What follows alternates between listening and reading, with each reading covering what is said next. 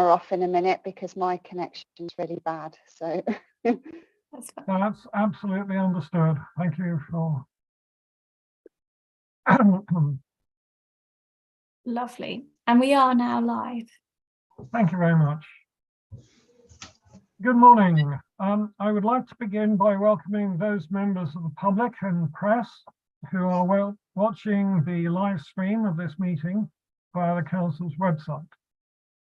Minutes of the meeting will be produced in the usual way, and a recording of the meeting will be available to view on the meeting page of the Council website. To enable the meeting to run in an orderly manner, I would ask all members of the board who have video cameras to keep them on and to keep their microphones muted except when I invite them to speak. Officers will join us to introduce our reports in the usual way. Any members wishing to ask questions or make a comment should use the raised hand function, and I'm well familiar with that.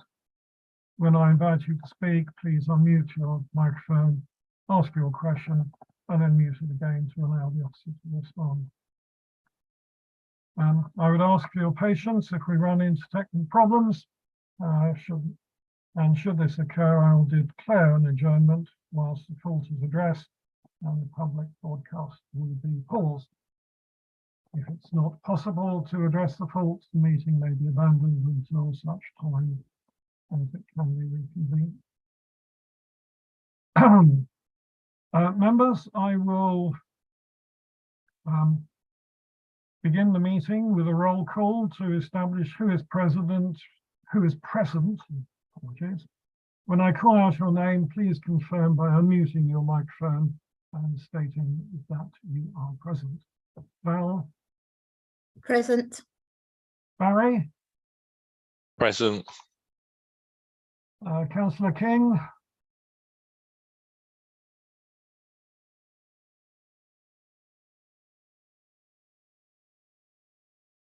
I can see you, Councillor King, but not hear you.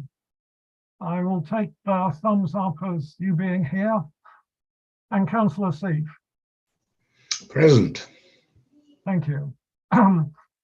You will note that neither Councillor Philip Slatter nor Martin Dax are in attendance today. Unfortunately, they have left the board. We thank them for their dedication to the pension fund as they served with us. As a result of Councillor Slatter's departure, I'm pleased to welcome Councillor Jeffrey Seif in her stead, but we now do have an employee representative vacancy on the board and will be welcoming any applications shortly. Rhiannon, do we have any apologies for absence? We have none. Thank you. Does any member wish to declare any disclosable pecuniary interest or non-statutory disclosable interest?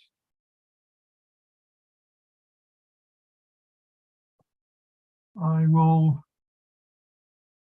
take that as a no. Thank you very much. I'll move on now to the minutes of the meeting of the 27th of January,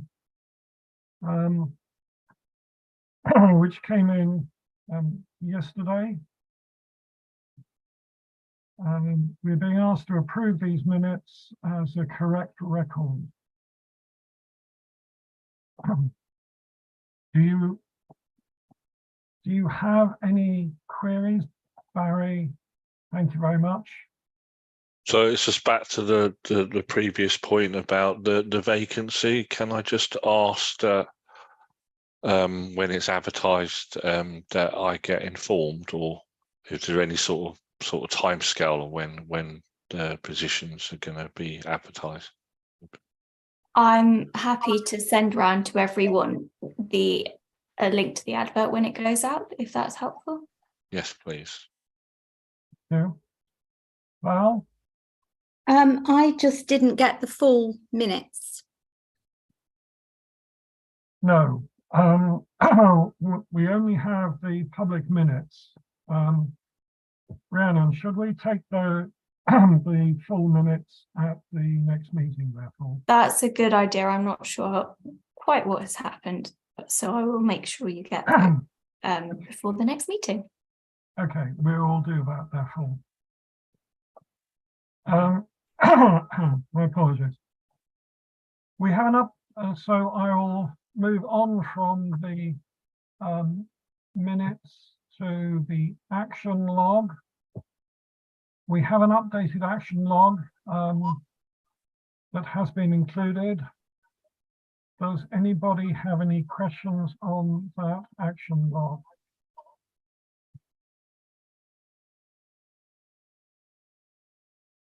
Michelle, you were did you have some points on Yes. valuation update, or was that with Corey?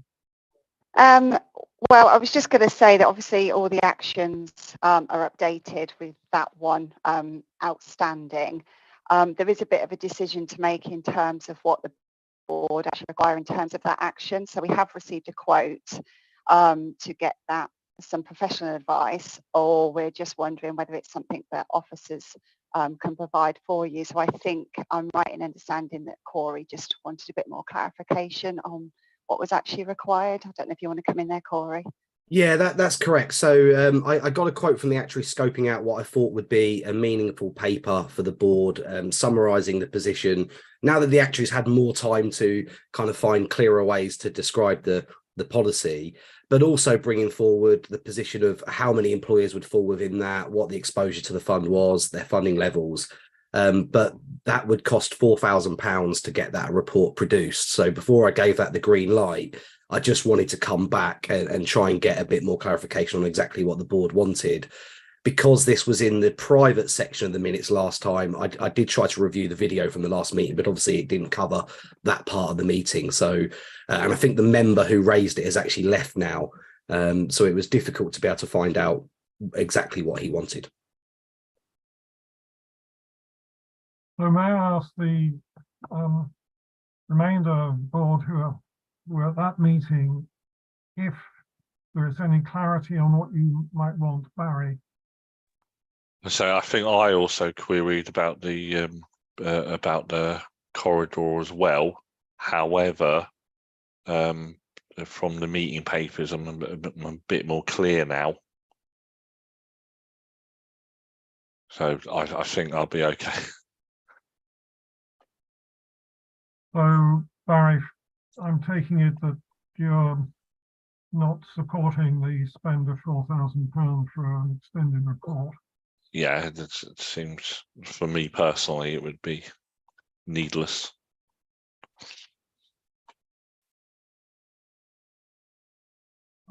Corey, I see no other hand up on this one. So I think that, thank you for getting that. Sorry, Val. A bit like Barry, I've also read this time's papers, and obviously there's a section in the private section, and I'm actually very clear on what they're talking about in the funding levels. Okay, thank you very much, Val. So Barry, thank you. I think we will call this item closed, unless of course it should come up again at a later point. But thank you for getting that quote. Thank you, Chair. Right. Are there any other? All the other items there are marked as completed.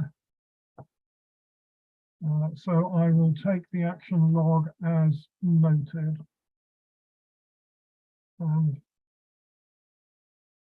Now, item 3 is the reappointment of a board member, Mr. Sullivan. Barry, I believe you actually need to declare an interest in this item, and will therefore be required to be removed into the waiting room for the duration of the discussion and the vote. Rhiannon, would you remove Barry? Yeah. Sorry, Barry has his hand up a moment. So just before you do that, just for clarity, there's some inaccuracies in the description of my role. That's okay. I'll Yeah. get through them in the Yeah. report when I state them. That's Okay. Don't worry. Okay. So I'll Happy to be removed. see you later. Okay. Rhiannon, I believe you're presenting this item. Thank you. So what we're looking at today is the reappointment of Mr. O'Sullivan to the board. If we approve that, we will be recommending his appointment to the monitoring officer. And if not, we'll be required to put the vacancy out for advertising. Now, to clarify, and this is what Mr. O'Sullivan was speaking about, while he is a member of the union, Mr. O'Sullivan sits on the board as a representative for all scheme members, and therefore, if we went out to reappointment, we'd be reappointing, and the vacancy would be open to any employee member, and therefore we could put it out for a vacancy. But if we weren't successful filling either of our employee vacancies, come the next meeting, we might have an issue with quoracy. So that is that. And if anyone has any questions, they're welcome to ask. Thank you, Rhiannon. So what you're saying in terms of that Barry is just an employee representative who happens to be a member of the union. Yes, yeah. Um, And I know the union is very pleased for what he does on this board, but yeah. Good. Are there any questions on this one? Okay, then. I'd like to move this to a vote, and I would like to propose that we do extend the appointment for a further 4 years. Those in, could you show of hands for those in favour? Thank you. Simon? Yeah, thank you very much. So, Rhiannon, that's a all in favour, I believe. Indeed.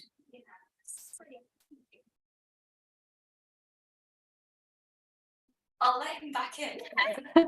Thank you very much.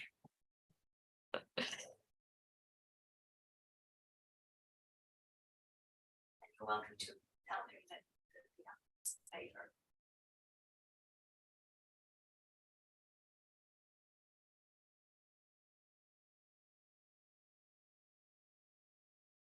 Barry, welcome back. Thank you. I hope you'll be pleased that the board has agreed to make the recommendation to extend your appointment. Okay, thank you. Fine. Item number 4 is the administration report. I believe that Michelle, if you're still with us, will be presenting this item. I am indeed. And firstly, apologies, as previously mentioned, I am having some technical difficulties today. So if for any reason you can't hear me, or please let me know. And some of the conversations are breaking up a bit, so I might need you to repeat things, but we'll see how we go and hopefully it holds out. So section 4, I'll just pick out some key details of the administration report. So starting with section 4 on the key performance indicators. So these are our standard set of key performance indicators that we bring to you each time. Just really to point out there that over the 3-month period, the performance has been good, with all KPIs being met with the exception of 4. As you'll see in 4.4 under the detail there, the KPIs for active employment have been missed, and just to flag there is a red performance indicator under that section. And this is due to training issues largely within the team. And we've also had a period of long-term sick as well, which has kind of compounded the issue there. What we will see later in the risk register report is that we've picked that up. We've identified that as a risk in the later report as well, just to see what we can do there. But effectively, the recruitment side of that team now has been resolved, but we're just difficulties with obviously getting those newer members up to speed with where they need to be. So section 5 is the changes to the key performance indicators that went to pension committee in March. So as you'll see in appendix 2, we've detailed there the key performance indicators and how we're going to be running these going forward. So we've got our current reporting, and as you'll see there, some of those are being added in. There was a couple on there that we weren't reporting on already. And we've also looking to introduce some supplementary KPIs. So the current reporting will continue to look at our delivery of those KPIs and our targets. And then the proposal is effectively looking to encompass the whole customer journey from start to finish. So that will entail the employer, the member, and ourselves. And it will just give a bit more of an insight as to what the customers are receiving at the other end. So hopefully going forward, as those KPIs are developed, we'll obviously start bringing those to the board, and it'll be interesting to see some of those statistics come out there. And obviously, if we do see any kind of patterns where a particular employer, for example, is causing unnecessary delays, we'll be able to kind of pick that up through Corey's team with the employers and kind of really target some of that as well. So section 6, just an update there on contribution payments. So 99.8% for December, 100% for January, and 99.8%, so no cause really for concern there. Breaches of the law, just really one to draw your attention to a little bit out of the ordinary this time. So a non-material breach is on the list there, the 301 notifications. So effectively the notification entitlement letters were not issued within the statutory deadline. So this is where effectively we're notified that somebody has left, which could be a true leave or it could be a change in job role, depending on how that's come through from the employer. So we have a legal obligation to ensure that members are notified of their options when this happens. So these letters were sent out early February. They should have been sent out by the end of January. So just really to assure the board that it was picked up really quickly. The issue has fully been resolved as it was down to a reporting method used for that particular issue, and that we recorded that on our internal breaches log as well, in line with our internal procedures. So just really to flag that one as a one-off. Under 8.3, under the IDRP section, just one update there. So as you'll see, the challenge on the widow's pension, the date has now passed. So just to confirm, that has now gone out, and the application was not upheld. This is one where, unfortunately,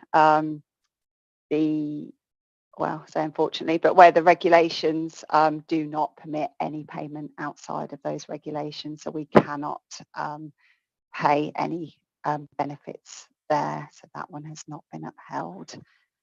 So moving on to the so overpayments of pensions.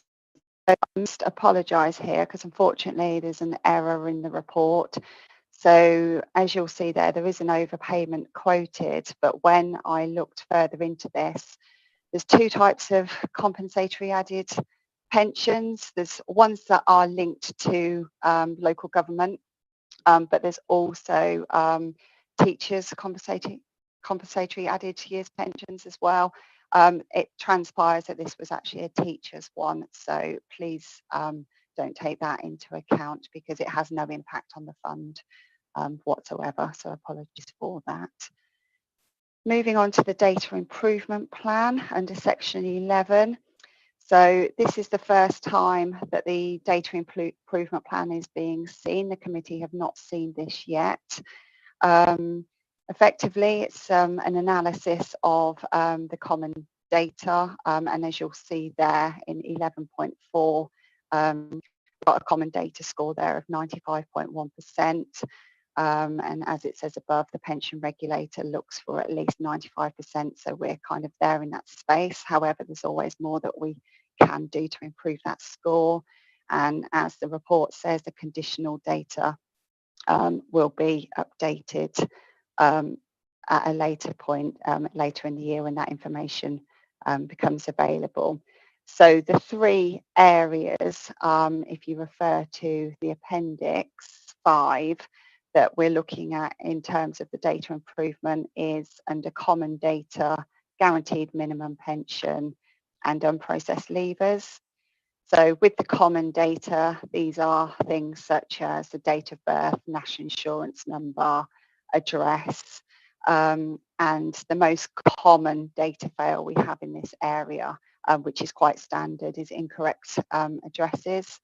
So you may remember a while ago now when we undertook a exercise at a fund level to try and trace most of our members, which ended up being quite an unmanageable process with a whole mixture of results, from very confident results to no confidence at all scale. And what we were finding was it became quite unmanageable. So the proposal is for these 3,500 that have been identified is that they will largely be prompted by events happening. So for example, if somebody was going to retire, we would make sure that we've got a correct address and able to contact that member, and if not, we would trace. So hopefully going forward, that would be a bit more manageable to try and trace our members. The guaranteed minimum pension rectification. So this is a project that's been going on for a number of years. We are now at the rectification stage. So effectively, as it says in the report, we've got 667 of those cases that we'll be looking at, which could be an under or overpayment. And just to confirm that in line with the overpayment policy that the board reviewed in January, that any overpayments in that area will be written off because it's one of those areas where it's deemed to be too, it wouldn't be deemed reasonable for the members to realise that they've been overpaid because of the complex nature of how GMP works and pre and post 88 serviced. So any overpayments for those will be written off. And lastly, the unprocessed leavers. So as you'll be aware, this has been a business activity for the last few years, and it's rolled over into this year as well.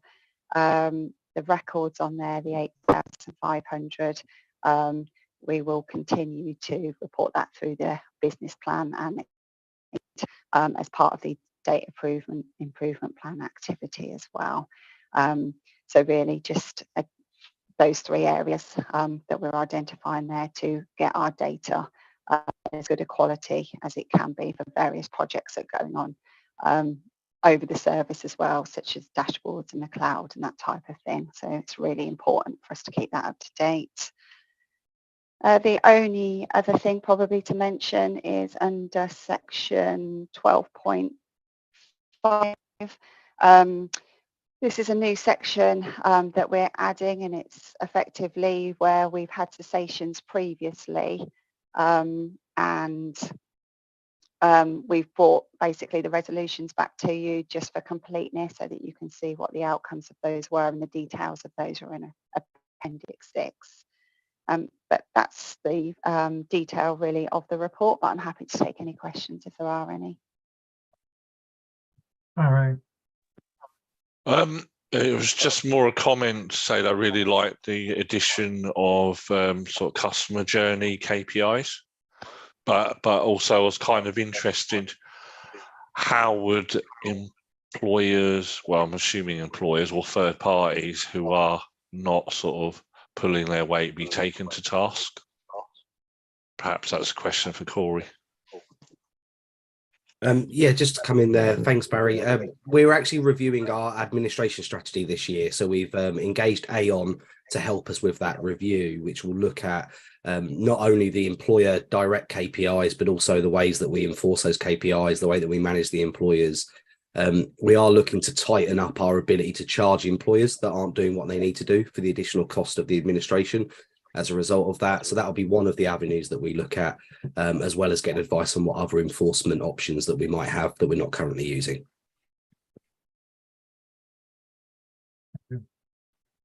Councillor Safe? Yes, thank you very much. Afraid it's probably the first of the many dumb questions. You say that the overpayment that was reported was not an overpayment, at least affecting the fund, but presumably it was an overpayment, or was it for? I've probably misunderstood, because of different compensation rights, and affected the teachers' fund, so it perhaps wasn't an overpayment at all. My question is that, as you've raised the matter, is it possible, or what steps do we have to ensure that there aren't overpayments from the fund? When I read this, I mean, as reported, my first thought was that presumably the bank, which is receiving regular pension payments, will and should have received notice from executors of anybody who's passed on, and therefore is obliged, or are they, to report that to the fund. So it really shouldn't happen, or can it happen? I think that's my question, my first question at any rate. Yeah, okay. So in terms of what we do as a fund to minimise overpayments, we have several avenues. So we have a mortality screening service that we use that is run on a monthly basis. So we check, obviously, to make sure if any of our pensioners come through on that. We do use the Tell Us Once service as well, but that is an optional service, so we can't 100% rely on that. We obviously have, next of kin's letting us know of any deaths as well. So and we also participate in the NFI every 2 years as well. So we have quite good safeguards in terms of the fund and ensuring that we pick up any deaths that do occur. In addition, if we do suspect that there may be a death, but we're not quite sure, we have a process. So if money is returned from the bank, for example, as you mentioned, or post is returned and we're not quite sure why, we will send, we've got a get in touch process where we will just send a very vague letter just to say, please get in touch if we're not 100% sure what those circumstances are. And then it'll either just be that somebody has changed their bank account and forgot to tell us, or something will come back to confirm a death. So there are many processes in place to ensure that it shouldn't happen. Presumably it has happened, but it's minimised. The risk is minimised. It's minimised in terms of the fund. Unfortunately, this one that's in error in the report is a very different process, because we effectively take on a small admin task on behalf of the authority for a few small cases that cover the teachers. So it's basically outside of that remit. It's something that effectively we do as an addition for another service, effectively.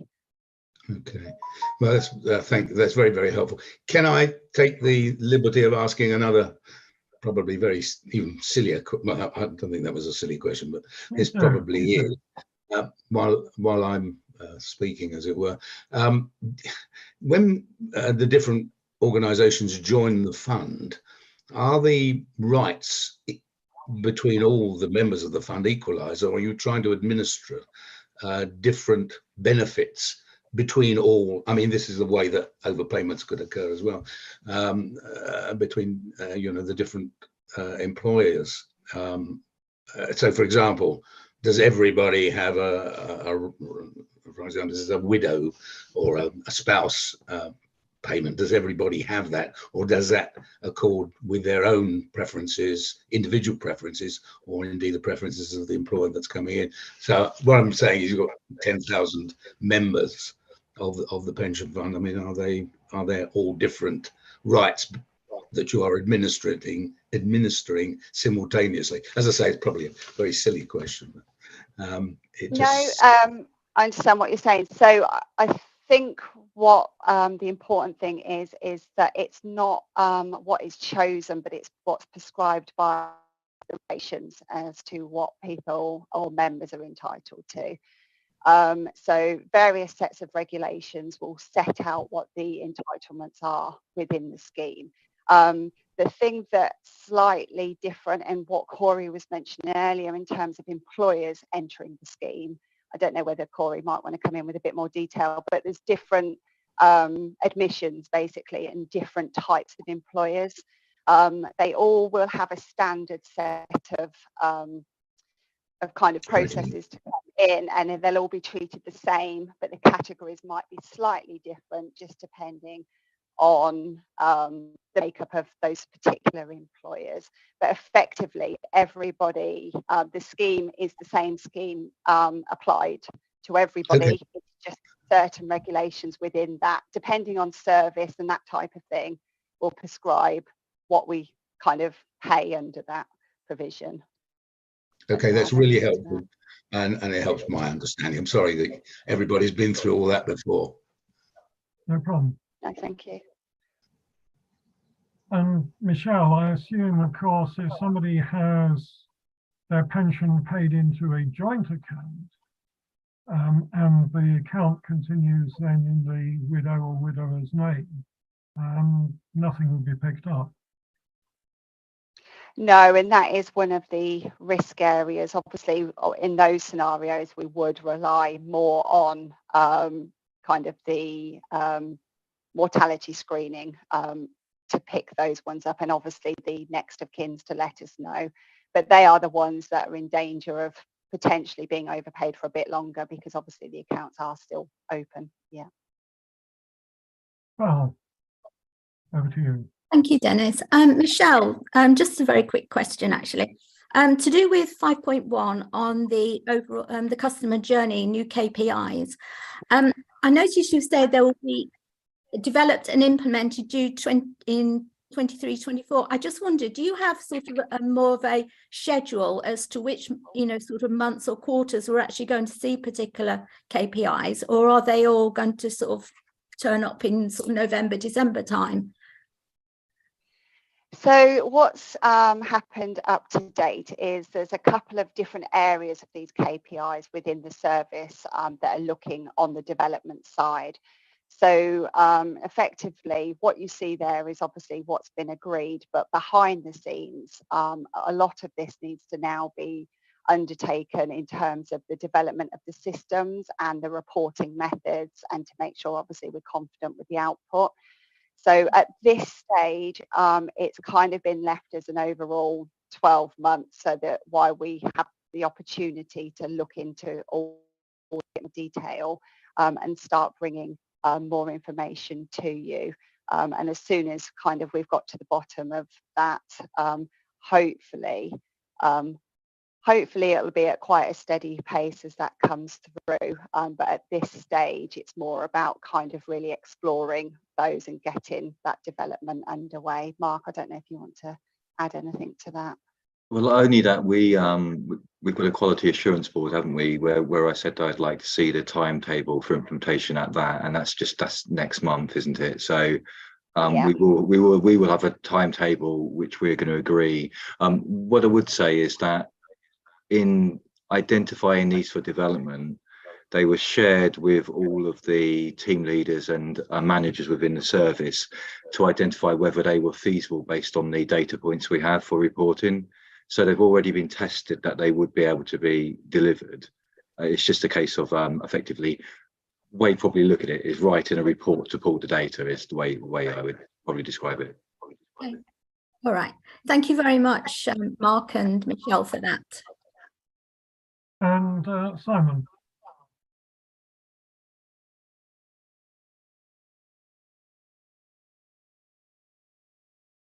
Simon, you're still muted.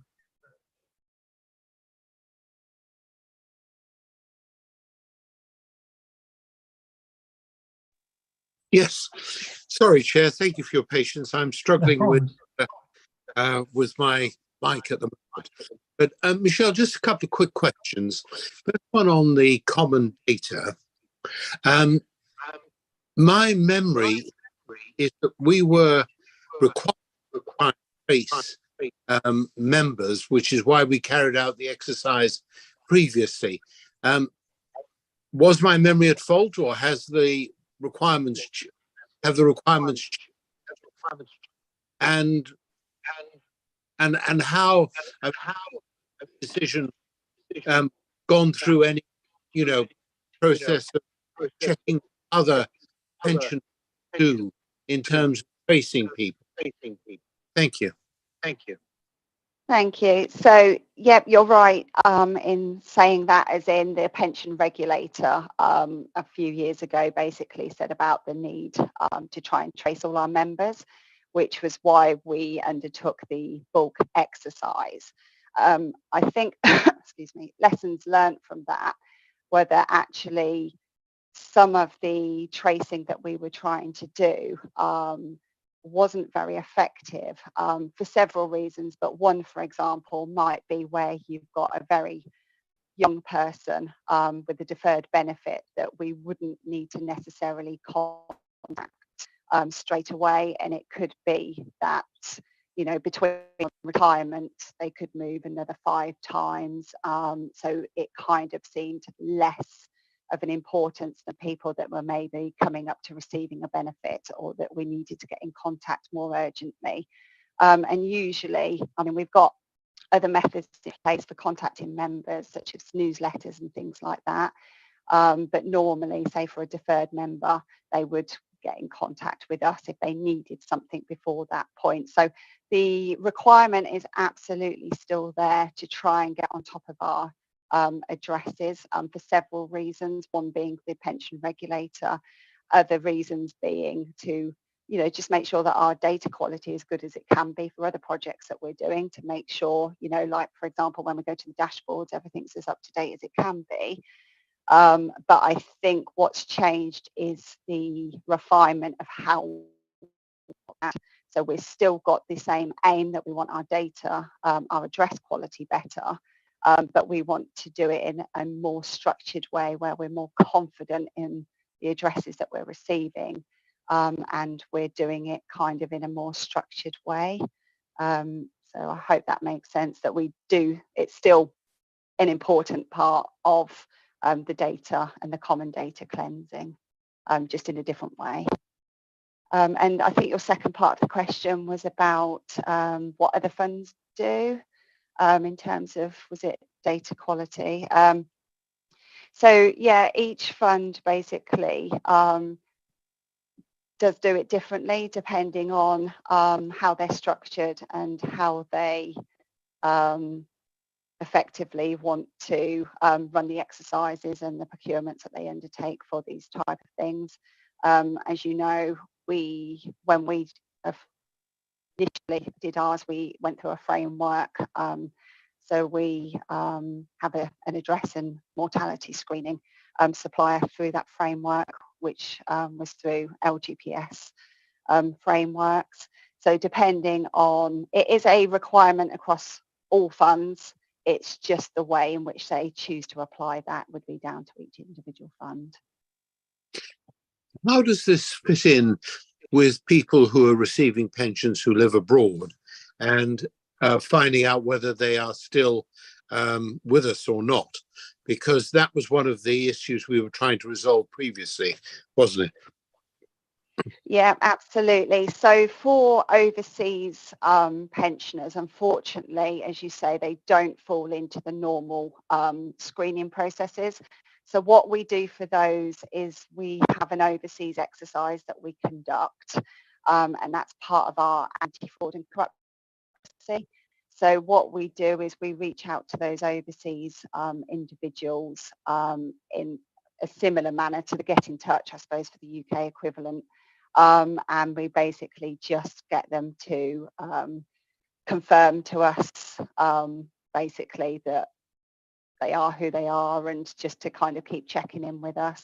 So we do have a process for overseas, maybe not quite as robust, but it's as good as we can kind of get at this point in time. So we do cover them because we do appreciate they are a risk to the fund. And if we don't hear from them, what is the process? I mean, how long does it take to stop paying the pension? Yeah, so we write to them, and we usually, I'm not quite sure what the current timescales are because it's kind of moved out of my area now into a different area, but effectively we normally give 4 to 6 weeks to respond the first time. We then send a chase, but then if we don't receive anything at all, we will then suspend the pension as a safeguard to the fund, and then that'll either prompt the person to get in touch because we've suspended the pension, or a notification of a death to come in because obviously it's triggered that way. So we do what we can to start with to obviously get in contact with the member, but as a fallback, we will suspend if we hear nothing back. I mean, one thing that does occur to me, and sorry to go on about this, Chair, but one thing occurs to me is that obviously people as they get older are perhaps not as mentally able as they were previously. So if we're sending out correspondence abroad to possibly somebody, a survivor, a widow who is not well, how can we be confident that they're not responding because they're unwell or because the person has died? Yeah, and that is a really difficult one because we had a process currently, previously, where we used Western Union and their proof of existence exercise. But actually, that required members to physically visit a Western Union branch. And the feedback we received from that was that it obviously, for those kinds of reasons that you say, not everybody can physically get somewhere. So we've kind of tried to design a process that does need a witness, but not to that kind of formal degree, just so that we've got some safeguards in place, but that we're not causing any unnecessary distress to our members as well. But it is, I do agree, it's a difficult balance because if we do nothing, the risk is greater, but there will always be people that kind of, as you describe, will have difficulty with the forms. And I think we'll just have to take each case, and kind of stick within the processes as much as possible. I think I personally, Michelle, would be more reassured if we did a little bit of comparison work with how other funds deal with this. Possibly, looking at it through the Access Group, which might provide some valuable feedback. Perhaps there's some best practice that we can learn from. Yeah, that's fine. I'm actually attending a regional group meeting next week, so I'll ask the question there and see what other funds are doing and report that back. That'd be really helpful. And my final question, Chair, thank you for your indulgence, is about the leavers. And we've got for children that have left. Do we know why organisations leave our fund? Corey, did you want to come in on that? On employers leaving the fund for all sorts of reasons, I suspect. So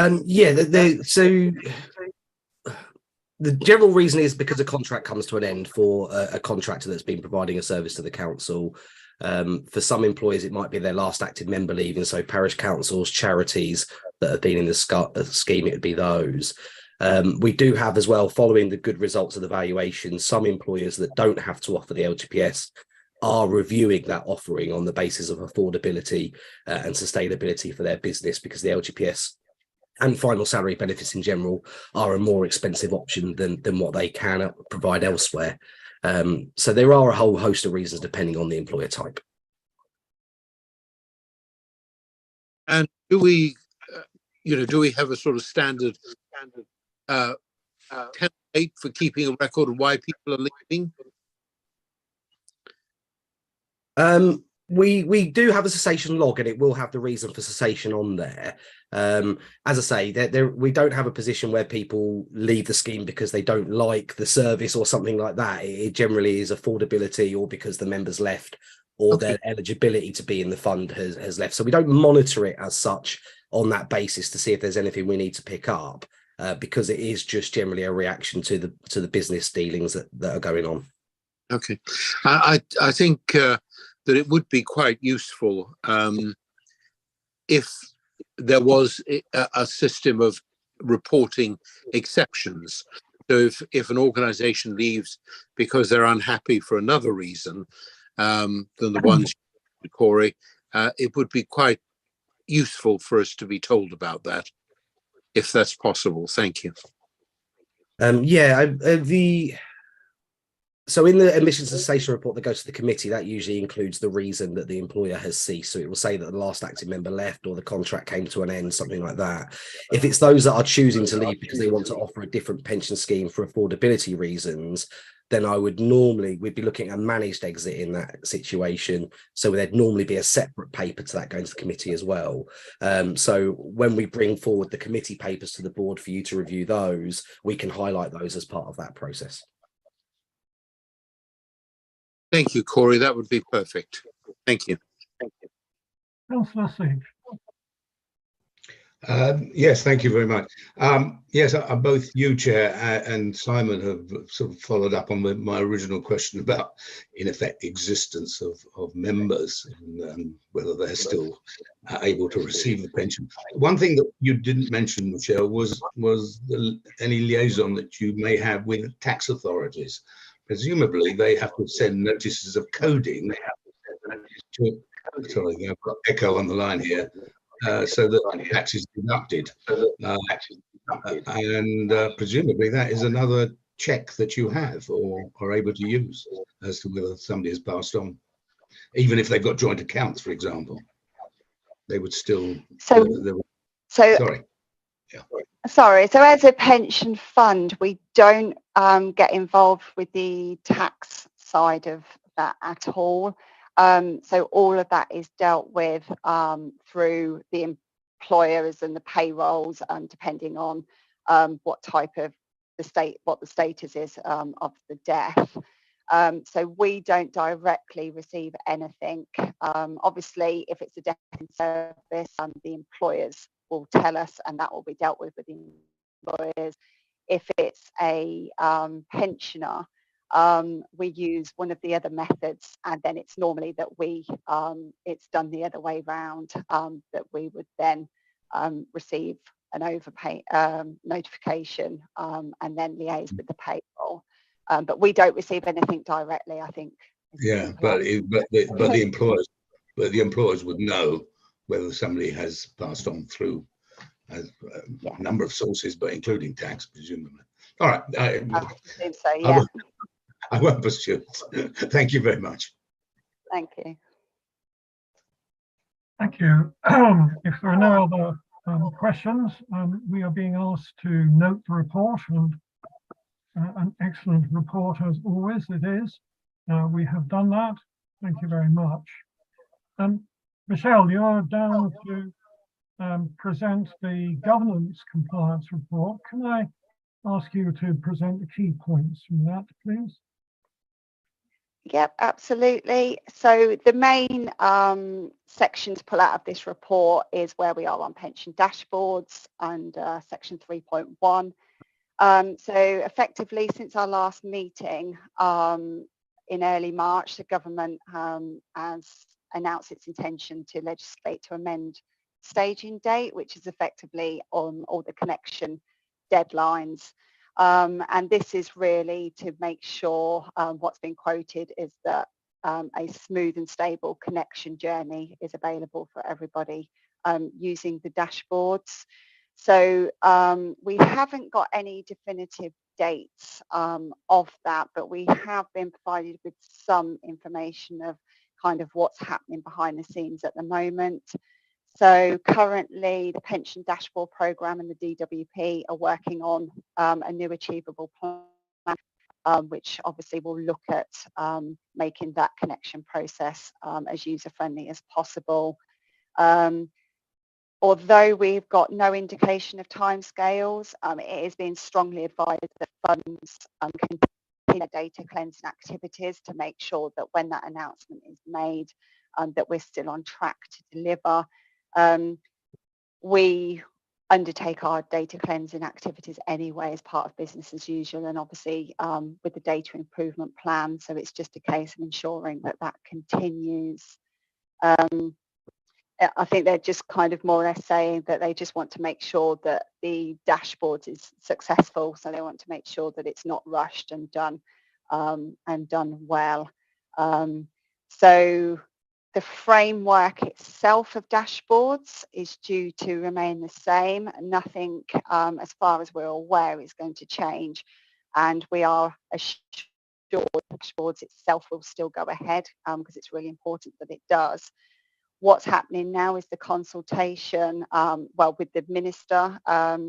It's being looked at to change the regulations to be able to change those connection dates. So that's the element that they are looking to change. And the minister has committed to come back on the proposal before the summer recess. So there is activity going on behind the scenes, but at the moment we're not quite sure. We have absolutely no indication, but presumably as part of the consultation that comes out of the back of this, it will let us know how long, we will have to prepare again for dashboards and the lead up times and all that type of thing, obviously to look at our ISP providers and that type of thing, because there's obviously the data cleansing we can do, but apart from that, everything is on hold now until we have some more clarification. Just a slightly different angle dashboards. The pension regulator was more or less just confirming about the compliance and enforcement policies, which I brought to you at a previous meeting, just really about the pragmatic. But what they really want to start clamping down on is any intentional non-compliance, and the Pension Dashboard Programme and the pension regulator are going to be working together to identify those type of cases where they feel that they do need to intervene on those. So that's where we are kind of with dashboards at the moment. Just a really quick update on the McLeod remedy, just on section 3.2.1. And the teachers aspect of that, just really to confirm that we have responded to a survey that was required to help identify which employers we had in scope to feed into that process, so that hopefully that information to come out about the actual requirements of that as well. On the care evaluation, so it's down there as a care evaluation consultation, but moving on from that now, the consultation came and went, and we did respond to that, quite technical consultation. The regulations are now in force as at the end of March. So for us now, we're kind of at the point where it's more about applying the new regulations, and the software provider has confirmed that there'll be a two-stage approach for us to apply the changes. So the first approach will be retrospective for 22-23, and the future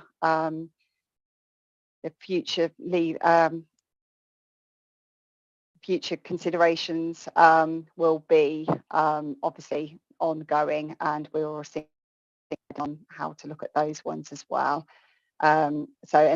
And those ones as well, the ones that we look post 23, will take into considerations from the annual budget as well. So it would need to take into consideration things like the change to annual allowance.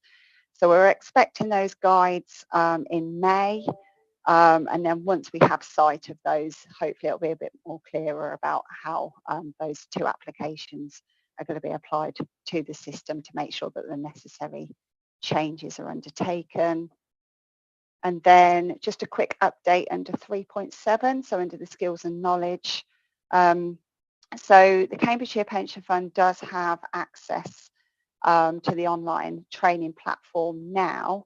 So what the next stage of this is I need to, as part of this contract being put in place, I was asked to look at the GDPR clients. So I need to just send round to members an email just to confirm your email address, just to make sure that you're happy for me to use that for this online platform.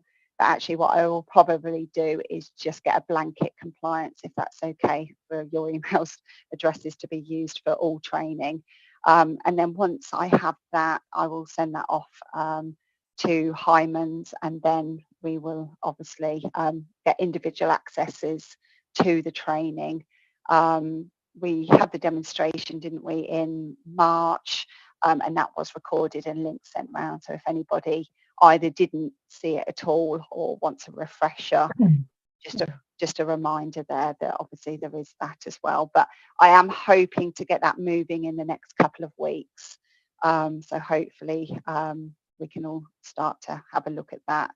And obviously with that, I will send some guidelines surrounding the expectations of, how long to complete the training and all of that type of thing. So that is all moving.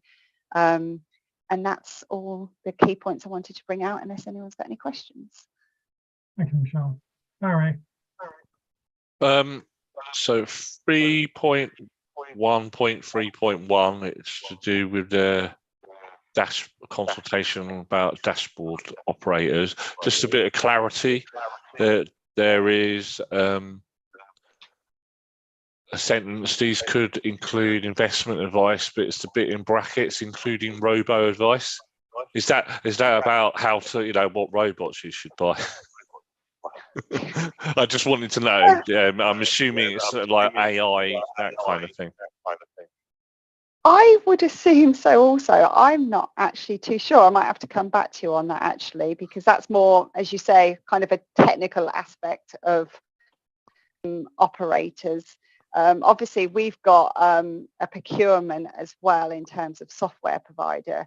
So obviously later in the agenda, there's a bit of a risk link there in terms of how much we can actually do at this stage because of that. But in terms of the technicalities behind that, I will find out and come back to you. And then I've got a second point of clarity. So the teachers' pension scheme and the McLeod remedy with the LGPS. I think it's the 3.2.1.3. I wasn't sure. I wonder if you could sort of expand. How does someone being in the teachers' pension scheme end up with retrospective LGPS membership? Yeah, so this is an area that first came out quite a few months ago now in terms of the McLeod remedy, and this was kind of like an extra kind of point that was put in. What I will need to do is go back and double check what the actual detail is surrounding McLeod, because I know that there was something to do with when teachers had a full-time employment, effectively, they then had an additional part-time job, and it's those additional part-time jobs that they're now seeking to see effectively whether they should be in teachers or the LGPS, and obviously there will be a remedy too once the scope is identified. I think that's kind of where we are at the moment, actually trying to work out how many there are and where they sit within funds. So I will send something round just to provide the detail that came a few you on that, because it's not something, apart from kind of assist with the survey in order to feed into that. We haven't had direct dealings or any input on that at the moment apart from that. So I'll come back to you on that one. Okay, thank you. Yeah, Michelle, I think I might recall what it was now, actually. Okay. We had the same question yesterday at the Northamptonshire LPB. Sorry, could you turn if you're not speaking, could you turn your microphones off, because we are getting some feedback.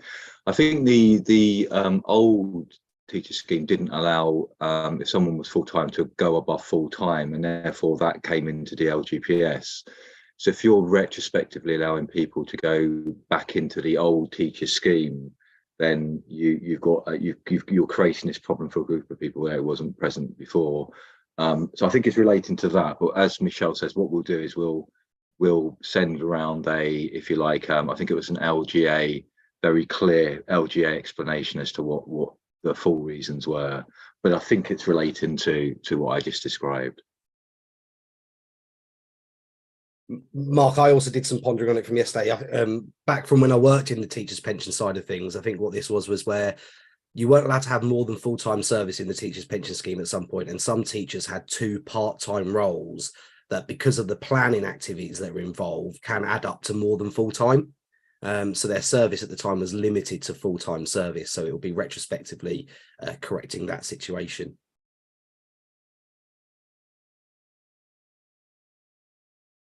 Thank you. Val, you have a question.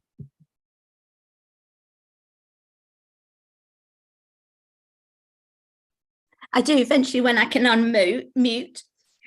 Yes, I'm following on from Barry's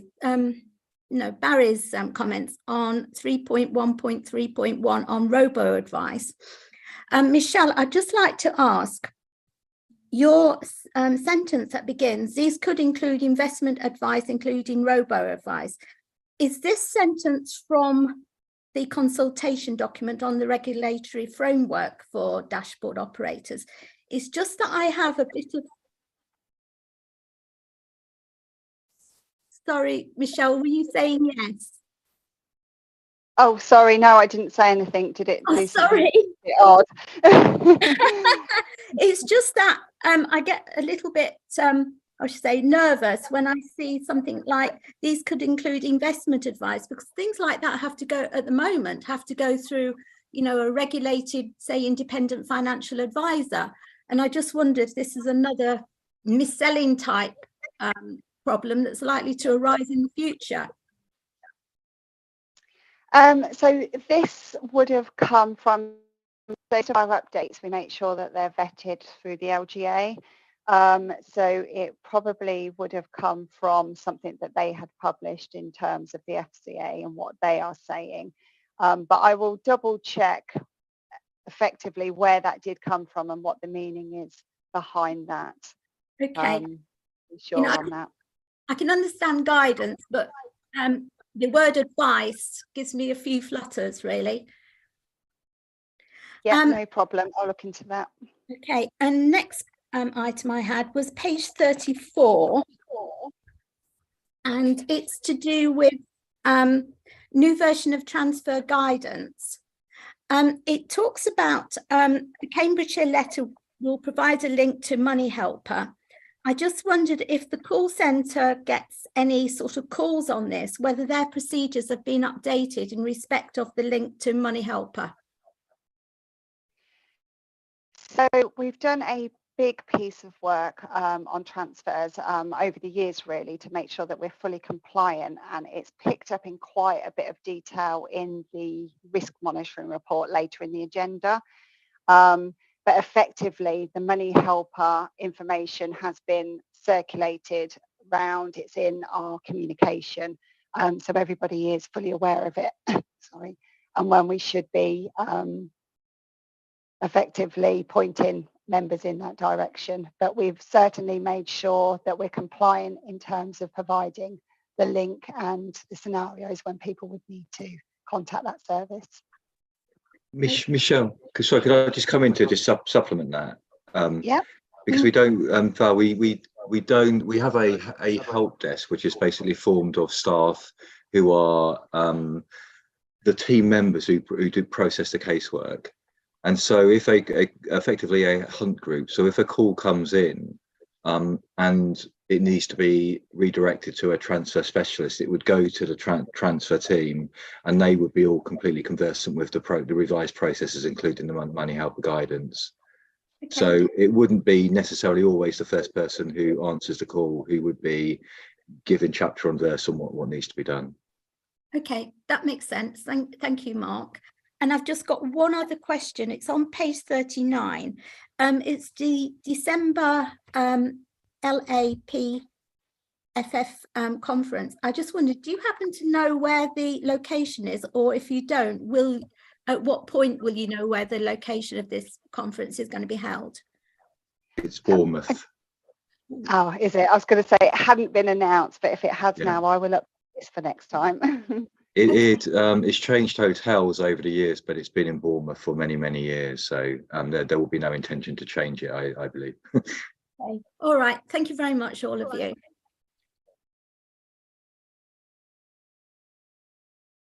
Thank you. The board has been asked to note the contents of the report. I believe we've fairly comprehensively done that. Can I move on then to item 6, the annual business plan? Mark, would you like to present the key items here, please? Of course, thank you, Chairman. There's obviously, this is a very lengthy report. Just for the benefit of Councillor Seith, we take a annual report, sorry, a business plan and medium-term strategy, which includes the budget proposals, to the March Pensions Committee each year. And so this is going through what was agreed by that March Pensions Committee. There is a very brief appendix containing the progress against last year's business plan activities, all green bar from a couple. The two which are red should be no surprise, I don't think, because they are ones which have been discussed many times within this board. One, the GMP reconciliation, we took a conscious decision to reallocate resources elsewhere, hence the delay into this year. The other was the unprocessed levers, was a multi-year project. The problem is that it didn't, particularly in the early stages, have the right resource within business as usual. So we agreed extra resource for business as usual during the year, which is now in place. And I'm hoping it will move forward in a quicker manner. However, I do just need to update you. The Government Actuaries Department recently changed their discount rate, which feeds into all of our factors. And one group of factors that it impacts is for transfers. And unfortunately, what it means is we've had to, as every local authority pension fund has had to suspend transfer quotations until the Government Actuaries Department finalises its those new factors. We reckon they'll be ready. Well, they said either by the end of this month or the beginning of next. But what it does mean is that we have a whole load of a few thousand under 2-year options which we could have bulk processed, which we've had to just stop as we had just started doing it. And likewise, it's impacting the BAU as well. So these GAD factors have thrown a bit of a spanner in the works on some of that unprocessed lever activity, it's fair to say. But it's the same for every pension fund in the country. So aside from that, obviously, also in the report, you've got the new business plan and the new business plan activities. The activities, just to remind you, are what we would perceive as projects which are not business as usual.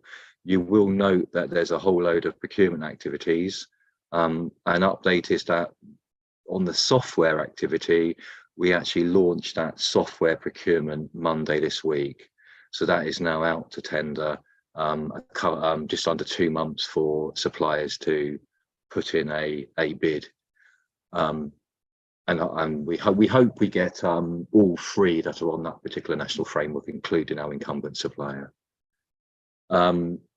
We're very carefully managing those procurements to make sure we've got different lead officers for each and different people supporting them. So providing we don't have a whole load of absences of senior staff around the same period of time, we should be comfortable with that procurement timetable.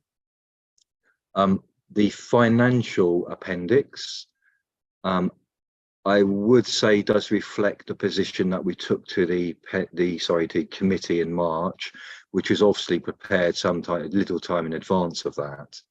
We haven't updated it further. The numbers are still moving for the year, the close down the year-end position. So at the next local pension board, we'll be able to bring back which should be the final position for the financials. I can say I think we have got more investment income, for example, than we are reporting in the version in your pack, and I think the contribution flows were greater as well when we looked at any monies from cessations and any monies from backdated admissions as well. That did move the dial on that slightly as well. But as I say, we'll update in the next LPB. The final thing, just to bring your attention, in the main report, we did agree 2 further things with the Pensions Committee, which I don't think will be, I hope aren't hugely controversial. One is we're being a little bit more sensible about our policies and strategies. So we are moving to a 3-month review cycle unless an earlier review is needed. To be very clear, we can change that review cycle if we feel something has changed in the environment. And to make sure that that hasn't happened, is officers will look at each document in the background to see whether there's anything that we think needs to go to committee or board. Again, for the benefit of councillor, see if we do tend to use for the majority of policies and strategies the board for pre-scrutiny where we can, and where the timetable enables us to do that. So that was one thing that we agreed. The other was just a bit of housekeeping really to help us manage the procurements. So any of these procurements I will liaise obviously with, in terms of preferred supplier, with the Section 151 officer, with the monitoring officer if needed, depending on value. But I just wanted the committee to be very clear and have sight of the fact that that's what I was doing. We were looking to run these procurements via the frameworks, and therefore there wouldn't be committee involvement in each procurement on the panel. There wouldn't be effectively me going to committee with detail of exactly what the procurement is and getting sign off of the results from the committee. It was a more streamlined process than that, since they're all being run via the framework. With that, I'll pause and happy to answer any questions. Thank you, Mark. Barry? We did discuss it in the pre-meeting, but is it page, sorry, I've got 2 lots of page numbers, but it looks like 67. It's the address and mortality screening services. It says about the contract ceasing in June. Of course, June's not far off, and I know we did discuss it in the pre-meeting. What's going to happen from June? Yeah, so we've got we're in the process of agreeing an extension for a year using the incumbent supplier. So they have agreed to with the same costs as we are currently paying. This is because there's another framework being developed in the background. So that's one reason for this delay. But equally, we're also looking to use effectively a fraud hub. So that's already in operation for WNC, but it isn't for CCC. So we're looking at that as well, because that's another way of dealing with particularly the mortality screening aspect. So I think where we got to was there were so many moving parts that we couldn't actually go down a clear path at this point. So the most sensible thing was to extend the existing contract. Val? Thank you, Dennis. I've got a few questions, actually. First of all, just a clarification point. 4.1, it says the business plan introduces a 3-year report review cycle of policies and strategies. I already thought there was a 3-year review cycle. Not on all of them. So we were using as often as 1 year for some. And yeah, I mean, just from a practical perspective, all we're going to do is look at when they were agreed and have the review point 3 years on from when it was last agreed. But no, there was some, unfortunately, which were much more tight than that. Okay, makes sense. Page 42, I think that you alluded to this point, Mark. It's on 5.2 about the committee approved the delegation of the head of pensions to undertake these procurements and wards. I think you said you would still be using the framework, tick. Is this just you actually signing off on the new contracts? Is that what it means? Well, in actual fact, I think the sign-off would actually be the Section 151 officer for Cambridgeshire. So it is yes, the framework, obviously what that means is every single supplier can do the job. That's what's already been evidenced and proven, and they've got the financial security and all those kinds of things the framework brings. So in effect, all we're doing is choosing the best fit for us. So we generally use quite a high weighting for quality versus cost. So as it can go as high as 80-20, or sometimes we do move it, slightly reduce it. We'll use that approach across the board as a general rule. Once we've identified the preferred supplier, I will then go to the Section 151 officer. It would be they who would sign off, or if it's over a certain contract value, it's a sealing process which will be undertaken through the monitoring officer. So that's effectively the approach that will be taken. Okay, so there is no risk of somebody who doesn't get selected, to actually run the contract, of them complaining of sort of unfairness or anything like that. Okay, sorry. So to be absolutely clear, contracts of this value, we'd be using the procurement team to run it. So the procurement team is involved, and we have to go through effectively a almost like a gateway for all of these anyway, to actually making sure we're covering all bases. For example, the software one, I had to go to the data protection team, I had to go to IT. So it's just making sure everyone who needs to be joined up is joined up. But then once we've gone through that, I develop the tender documentation, or a colleague will with procurement. It will generally be launched by procurement through the procurement portal. So it's all controlled very carefully in that way. There will be a standstill period. There is always the risk of appeal, of course. It doesn't tend to happen very often in local authority space, because that may cause problems elsewhere. It's quite a close-knit community, obviously. But yeah, I mean, it's very carefully managed in that way. Okay, that's brilliant. Thank you. Okay, page 47. Page 47. Oh, crikey.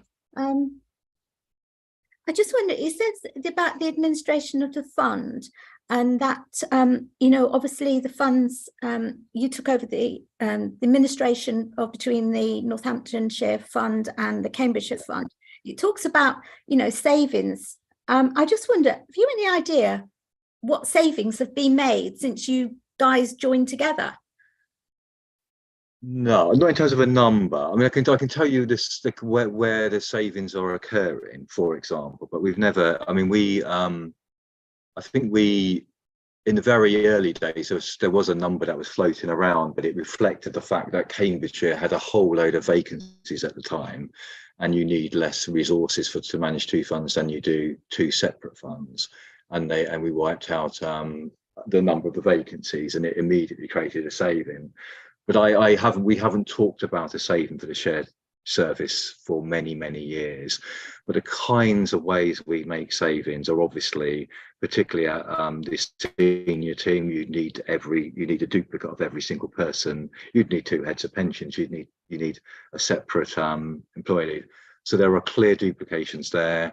We've negotiated contracts whereby we, for example, have, if each fund takes the same undertakes the same exercise, for example, actuarial, we can have a 25% saving on the cost of that activity. So that kind of thing does flow through, and when you add them up, it would if we were to take, work it out, it would be quite a significant number over the years. Asset pooling has also obviously moved us in a certain direction as well. So yes, tangible benefits, but we haven't put a number or attempted to. Yeah, I'm not going to ask you to. No. Thank you. Okay, sorry about this, guys. Page 54 and 71, there's a forecast. Let me go. It's a forecast of the 2022-23 figures. And in page 54, there is a management expenses non-invoice of 21,900. Yeah. But if you actually look on the same document and the same information on page 71, that information actually isn't there. That's correct. We have explained it in the note, I believe, at the bottom. So so note 4 is we've added it to our financial reporting going forward because there was a misalignment between what we were quoting on this fund account and what were appearing in the annual report and accounts.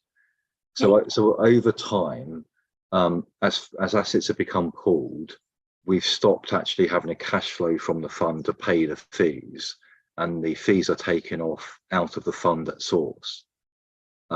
And so it was kind of misrepresenting entirely what our management fees are, because they were all being effectively hidden within the fund. And so all we've done is it's not a cash flow as such. Well, it isn't a cash flow. The non-invoice fees are just deducted at source within the sub-fund. But we thought it'd be far better to be transparent about those fees within that fund account. Okay. I think that's the end of my questions. Thank you very much, Mark. Okay. Councillor Seed. Yes, thank you. I don't want to take up the time of this meeting with my learning curve, of which I have much to do. I know that there's a training which Michelle actually really told me about yesterday, so I will be taking that in due course, and I won't try and ask silly questions. But you mentioned, Mark, that you've got a backlog of transfers because of the government discount rate, and so my question is, and presumably transfers in as if other funds have got the same sort of issues, or they're obliged to wait until the discount rate is set. Is this something that is being done in-house? Will it be done? Is it after these are requests for transfers where they know where they're going, or do you still have to give advice on any of these? And just how long does it take to do a transfer? I mean, do you have the resources to deal with what you mentioned, a couple of thousand, I think? Sorry. Okay, sorry. That was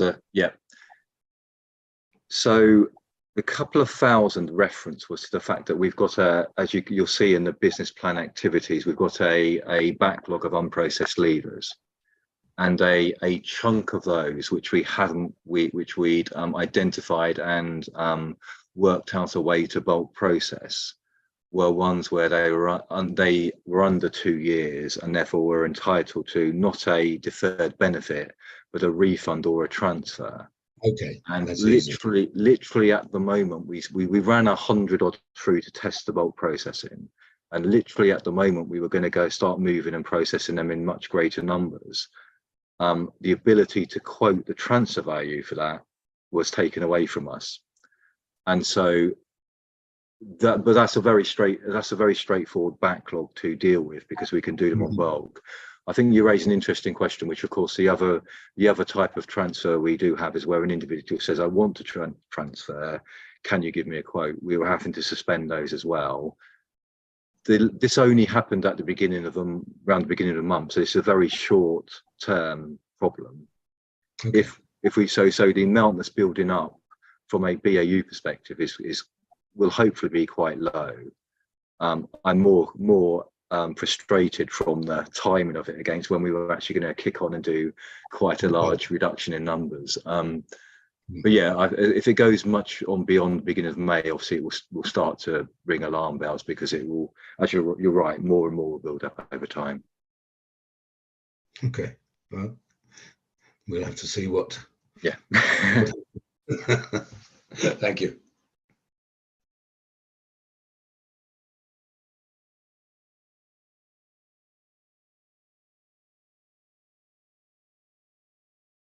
Thank you very much, Mark.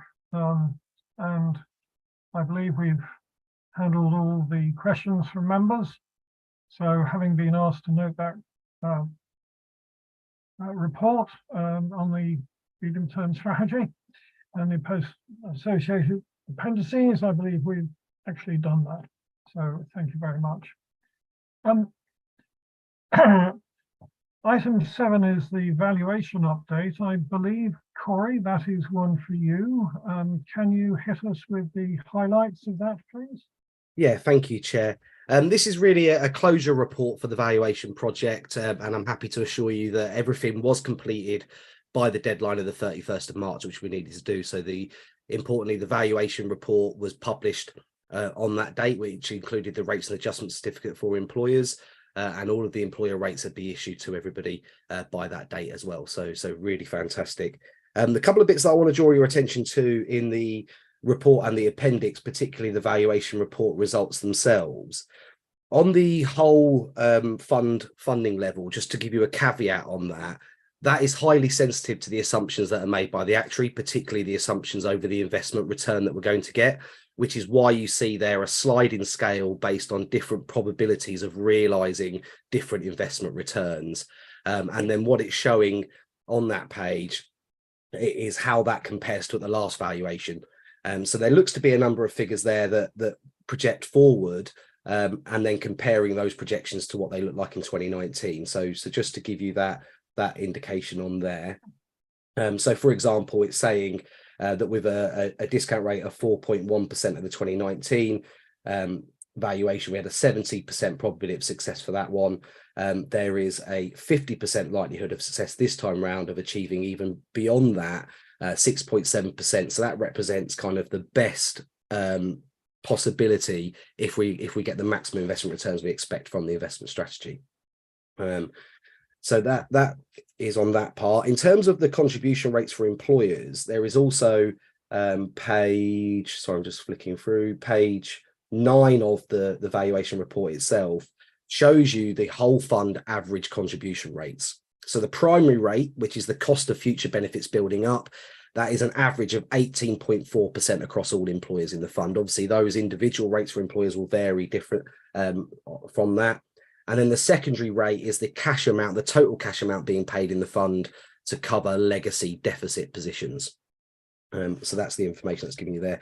Just to give you a comparison on the national picture, we had a presentation on Hyman's earlier on in the week. The primary rate on a national scale ranges from 18 to 25%. So we're at the bottom end of that in Cambridgeshire in terms of the whole fund average contribution rate, which is great. I don't have anything else to add to the report, but I'm happy to take any questions that anyone might have. Corey, on the Hyman's annual, overall report, I think we were also pretty high on the actual valuation, weren't we? I think we were in the top 10 or even 5 in terms of funding level. In terms of the funding level, they gave an indication that we would be towards the top of the middle area of that. They hadn't actually completed the detailed analysis across the funds. Obviously, they can only talk about the funds that they advise as well, which you will be happy to know is the majority of the funds in the LGPS. They have 72 of the funds in their clients, so we do get a decent picture of where we stand. They did do a scatter graph based on the local position, but that will change by the assumptions being made by different authorities. So it's not a like-for-like comparison in that sense. Once they get the like-for-like comparisons and let us know exactly where we stand on that, then we can report that back to the board. But you are right, they gave us a loose indication that we were towards the top end of the middle. Great, thank you very much. Sorry, I had an email with some highlights of the presentation. Okay. Thank you for all that. And I think one has to thank everybody who puts all the effort into making this happen. I assume there are a whole staff of computers as well, which we probably don't have to thank, but we'll thank the programmers. Absolutely. Are there any questions, ladies and gentlemen? Barry, thank you. Just more a comment, please, that I know Corey put the caveat, but are pleased at the funding level.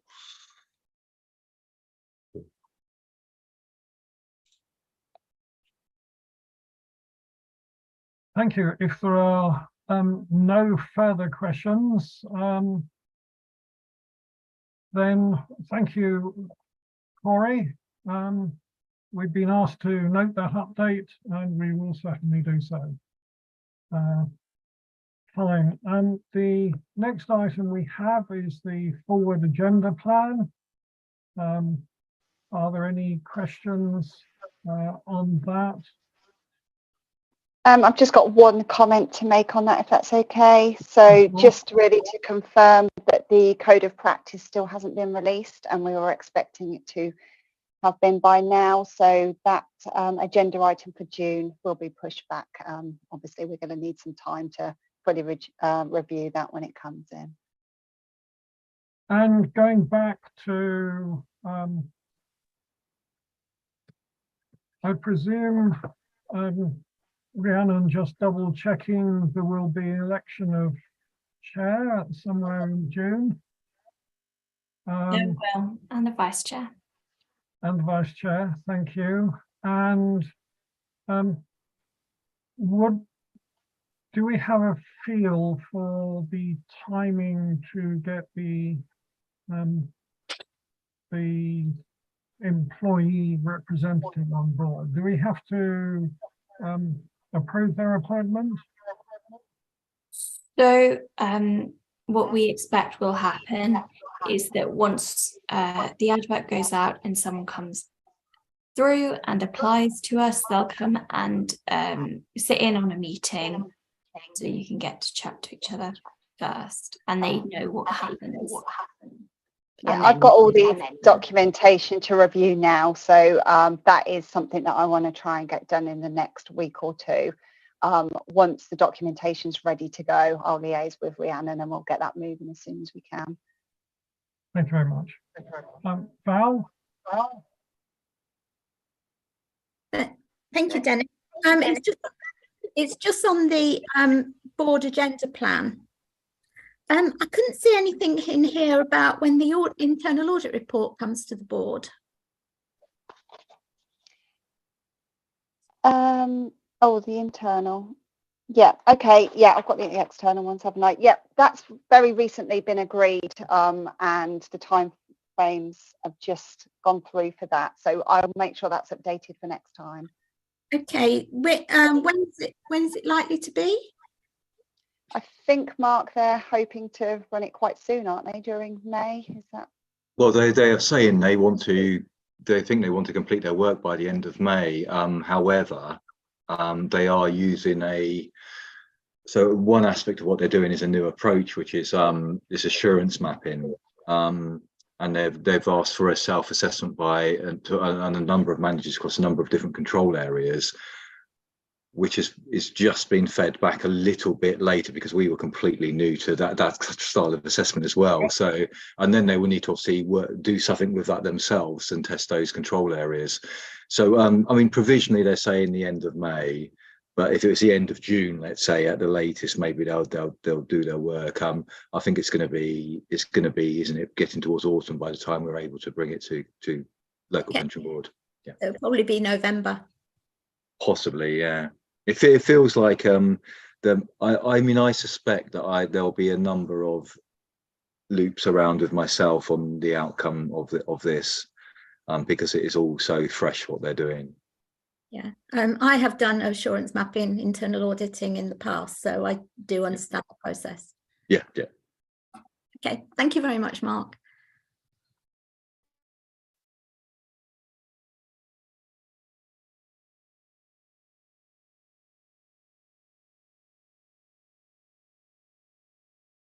Right. Barry, would you have a question? Yeah, it's just to go back to the sort of recruitment of a member representative. So I just wanted to comment. I think previously the chair and vice chair effectively interviewed candidates. would that still be happening?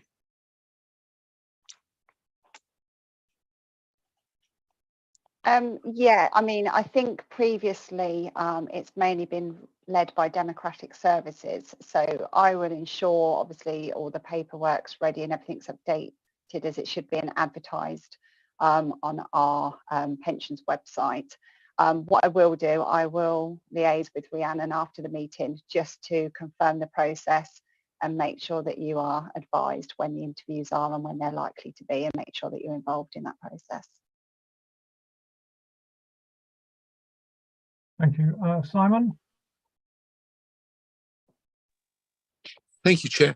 Yeah, two things. First, on the recruitment process, can I suggest we follow the same procedure that we did when Rob was our service officer, because it worked really well. We got a lot of candidates, and Barry is quite right. I did interview people along with the vice chair, and it worked really well.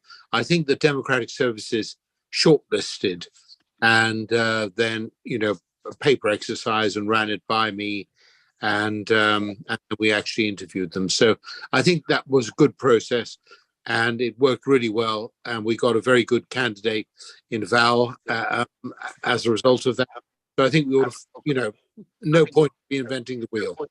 Yeah, I think if I can come back on that, Dan and I have been looking at it, and obviously it will depend on how many volunteers we do get, because we don't necessarily always get volunteers, and then we'll proceed from there. But hopefully we will find someone. But I think, Rhiannon, though, the place where Rob advertised was really effective, because we got a lot more volunteers than we before.